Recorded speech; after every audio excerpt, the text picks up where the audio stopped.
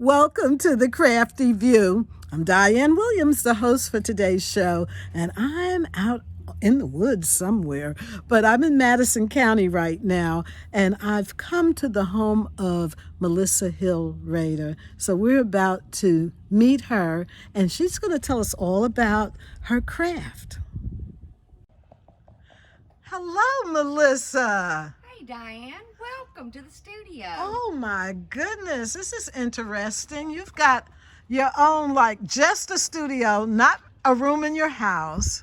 No, it's a separate studio from my house, and it's 16 by 32.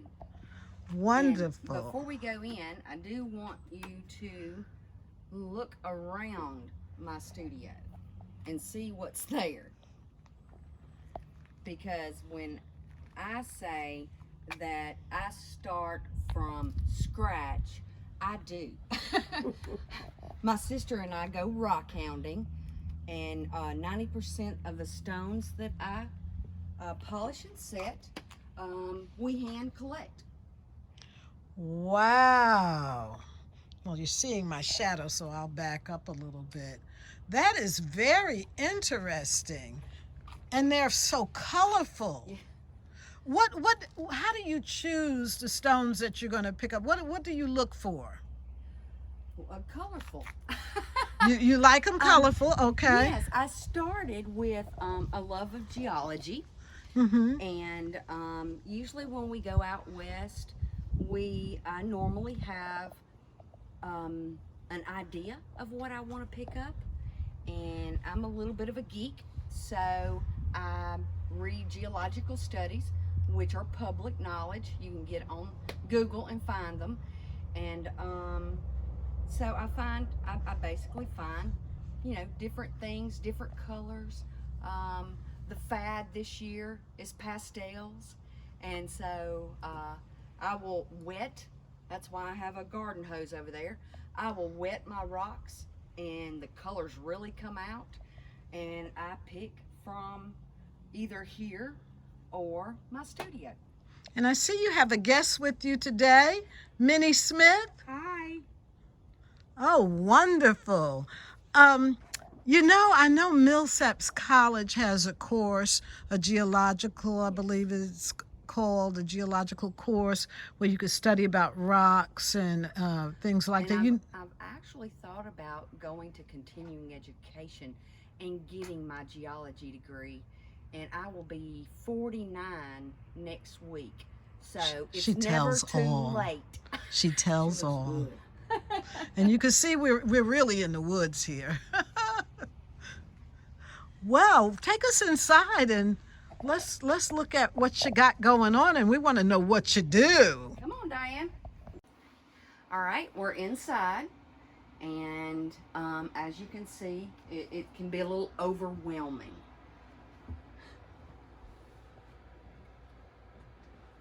But there has to be a method to your madness. There is a lot of madness. And what you're shooting over here, these are called genies. And when you have cut your stones, you shape them and polish them on these. So that's that segment. Okay. And why do you need a sink? everything is done with water or oil. So I'm a lapidary jeweler, and when you are cutting stones, you have to use water because the dust will, come up and get in your lungs, and that's not safe. Mm-hmm. But it's not for polishing. It's basically to keep the dust down. To keep the dust down. Okay. But I'm a little spastic, Diane, so I do a little, when I get tired of doing like custom work or jewelry, I'll play, and that's where she's standing. This is my sand casting area, and I only use acetylene oxygen, and I don't know if you can see that, but that was sand casted from that. From stone? No, you put it in clay, you make a mold out of the deaf clay, and you put different elements that you want to put on your jewelry, or I do belt buckles and things too. And then you make the impression, and then you cast it in the metal that you want. So this is a sterling silver rose. And there we go. Nice. So that's my sand casting area. And I am working on a custom piece right now. This is called inlay work. And when you do inlay work, you build the silver up first, or your metal, and then you have to grind the stones to fit in the segment. Nesta grinder? This is an intarsia grinder. So I can get perfect 90-degree angles with this intarsia grinder, and it makes it a lot easier. Now, the color on those stones, is that the natural color of the stone? Yes. Well, you're going to find out. I'm a rock licker, Diane. Well, anyway. Whoops. She's a rock licker. Okay, when you wet a stone, it actually, it shows what it will look like polished. And that's why I wet my stones outside. Oh. So, we're going So fascinating. to take those out. And I'm going to take this with me because I want to show you what I'm doing with it. Okay. That's just an open table for when I need open space. This is a little mini bandsaw, and it's for metal, and it's a wet bandsaw for cutting metal. When I use my jeweler's saw to cut out a lot, but if I don't have to, I use my bandsaw. Look, and it has some liquid up there. I don't know if that's Liquid. water or what that is. That's water, yes. She loves water. This girl is a mermaid. And I use a big drill press, and that's what I put the holes in my stone with when I'm doing stone on stone. So You see, I'm going, ooh, because I work with mixed media fiber. So Okay. mixed media, I'm adding stones and things, and I'm like, oh, wow, you could just drill a hole in there. this wonderful cool. because you get it perfectly aligned, Okay. and it's like because you have to use water with this also. Okay. So I use a number of different little things. Okay. And I stick the stone in silly putty to hold it, Yes. and then I put it in a container that's going to be easy for me to hold, Yes. and put water in it because these are diamond core bits, and I have lots of different sizes of diamond core bits.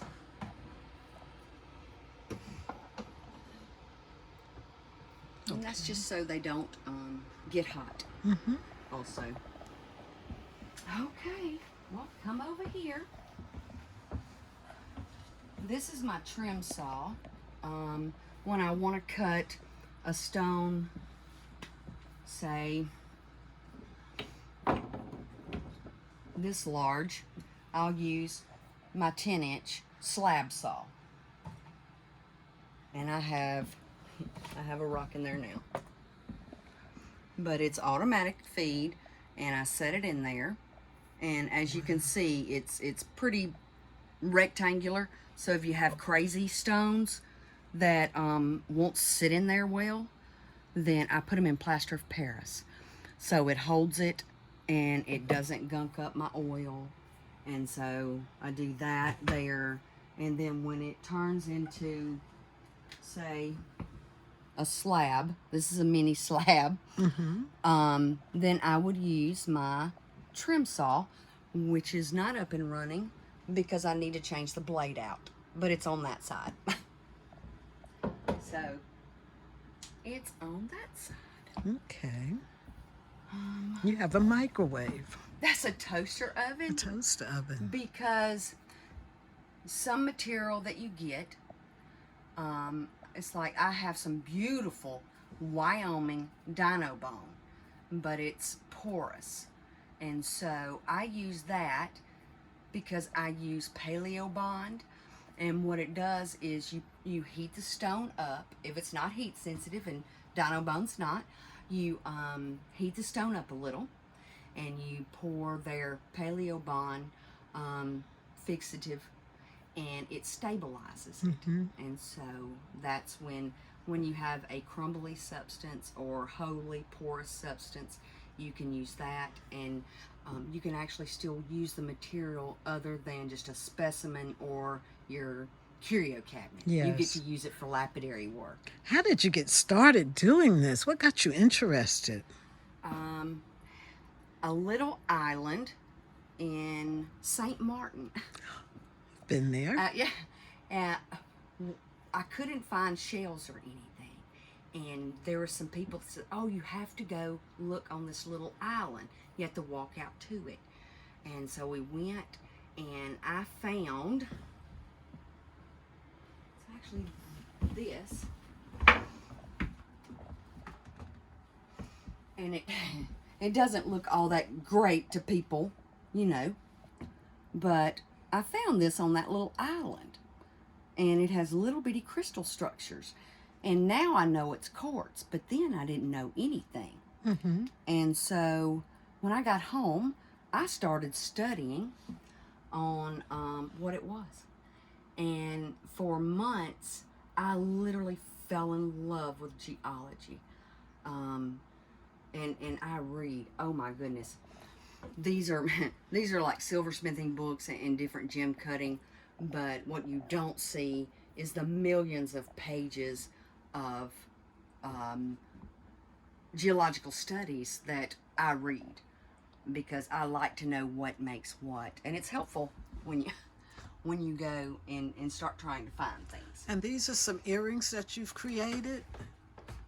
Yes, I do my own electro etching, and so, and the cabbing.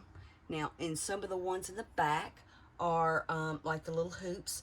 My sister did those, but all the stone work and the intarsia I've done, and she does the wire wrapping. Oh, it's so nice to have a sister to work with like that. Yes, it is. Beautiful. So this is your workbench? Yes, this is where I do all of my work, and it's normally not this clean. I did do a lot of cleaning before you got here. But some of the things, that's my cab. Like I said, I do my own electro etching, and that's my dog, Emerson Caden. Oh. And I made her a little tag for her collar. Wire, tools. Tools. Oh gosh, she has lots of tools. Wow. That looks like the Bible of journaling there. That's where I do sketching. Oh. And I take it everywhere. She has a fabulous sketchbook, you all. Look at that. So and it's cool. actually handmade paper inside too. It's wonderful. Did you make it? No. Okay. No, I bought it from You're like me. an artisan. We love to support other artists. I do. I do. And those are your kind of like sanding? Yes, that's for metals. And when you solder things or put things together, you get scratches and all kind of things that can happen. So you have to use the different buffs. That's what influences my These are your my jewelry. influences? Yes. Oh, good. And Native here's her American inspiration. Yes. This is her inspiration. These are not necessarily her works, No, but she's not my work. inspired by. But I've seen maybe not something that looks like that, but I can see how you are inspired Yes. by some of these things, the cultural values that I love them. Native American Indians have been doing inlay work since the beginning of time. Isn't that amazing? And and a lot of them still use very primitive tools to do it. And they inspire me. I love their inlay work. This is where the supplies are. And I love antiques.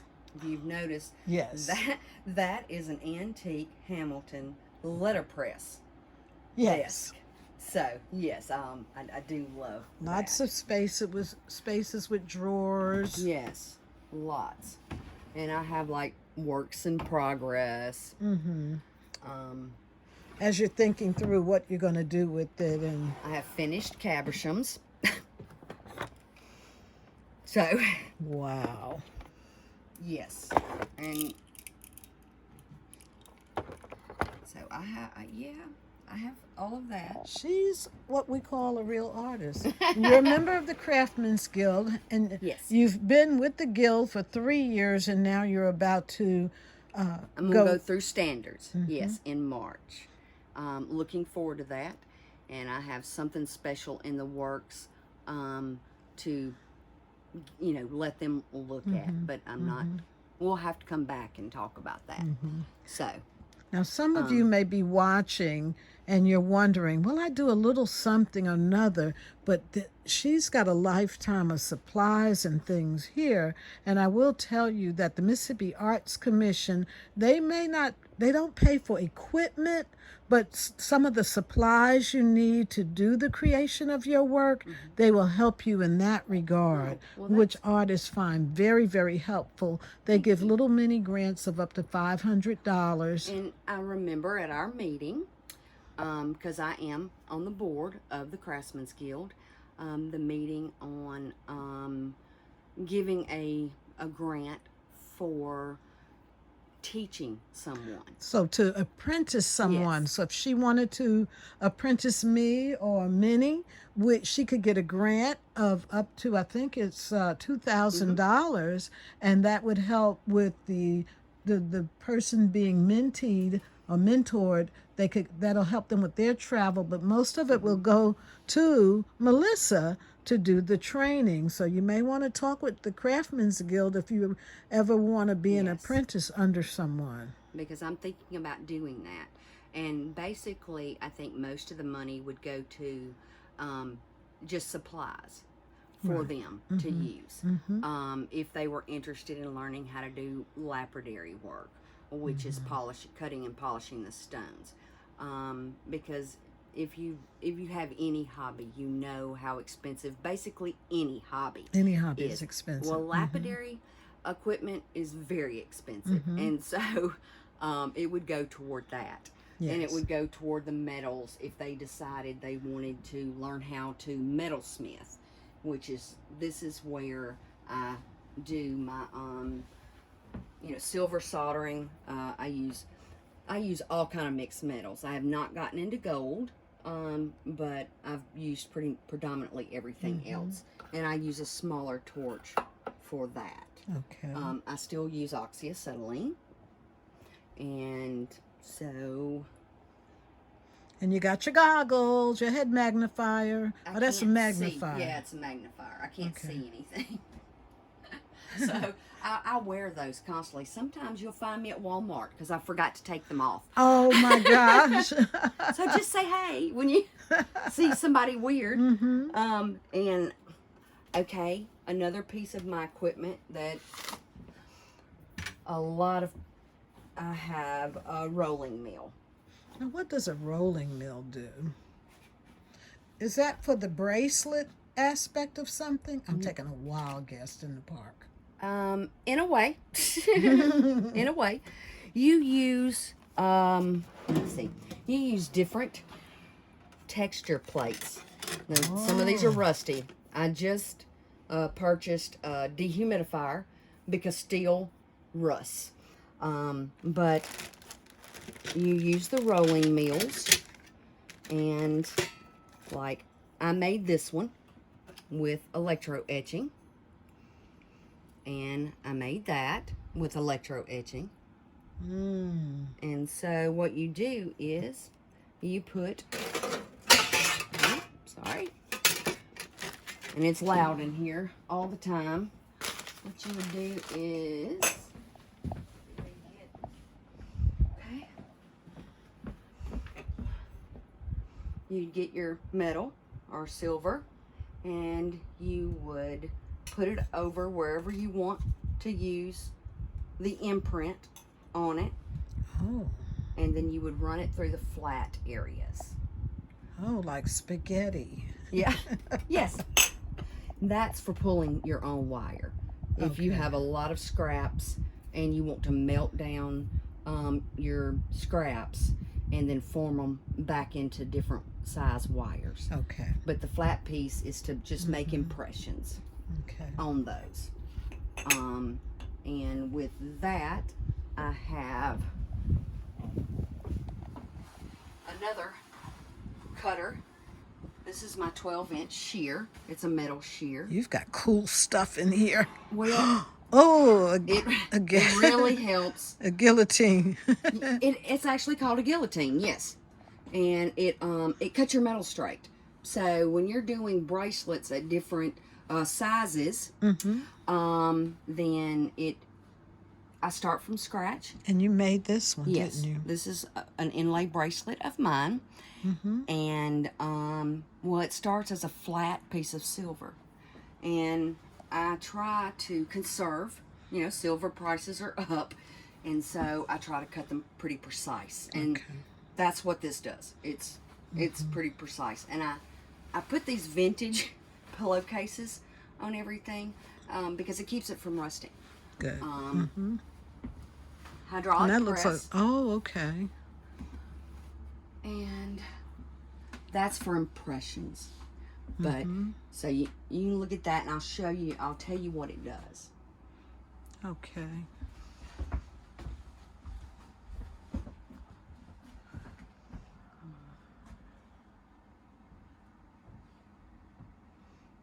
And I know this wooden room here is not the outhouse.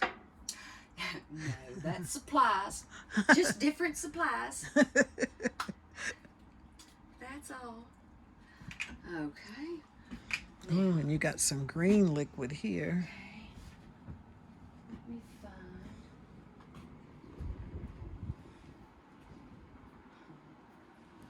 I should have had this out. Okay. This is what I use my hydraulic press with the most. I have impression dies. And I'm going to show you, normally you would stick the metal in here, and you would use the hydraulic press to press the metal in these little holes. And then you get these little impressions, little heart, flowers, leaves, and then you cut them out with a jeweler's saw. Oh. Yeah, you have to cut these out with your jeweler's saw because it's a tiny blade. And then you can put different elements. Now, if you have a nervous tick or something, this is not the craft for you. I would not say that. Uh-oh. She's saying it's good for you. That it's therapeutic. Okay, I take that back. It's very therapeutic. Cool. Diane, I've been crafty all my life. And I have, I started out woodworking. I'm a seamstress, and I do this now, you know, full time, and it's very therapeutic. And all of those things sometimes can interact. What you've learned in sewing can help you. Oh, especially in inlay, because if you sew like we did growing up, my mom and I, she quilted a lot, so you learn how to put things together, and then cut them in a way, and then turn them around and put them, and it's just like intarsia type work. Yes. And so it really did help. Okay. So as we get ready to close, what are your final words to us? I say if you want to learn a new hobby at any age, go for it. There's somebody around. There's a face group about it.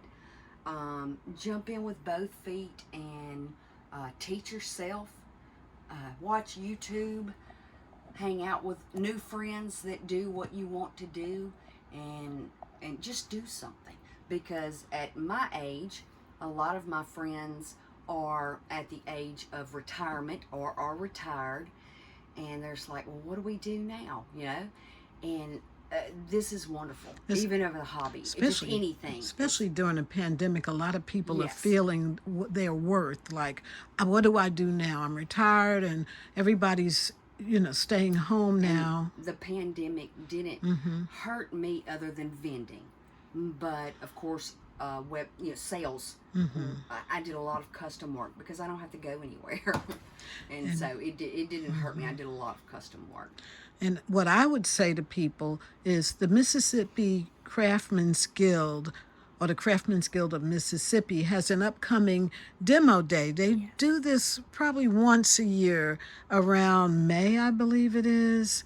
But check the website, mscrafts.org, and come out to the demo day. You'll see a variety of artisans there, craftspeople, and they'll be demonstrating how they do what they do. Now, they won't bring their entire studios with them, but they'll make it simple enough that you could see something that'll impress you for a possibility in your future. And I will be there demonstrating cabochons, how to do cabochons. Yeah, and those dates are on the website, or you can call 601-856-7546 to find out more information.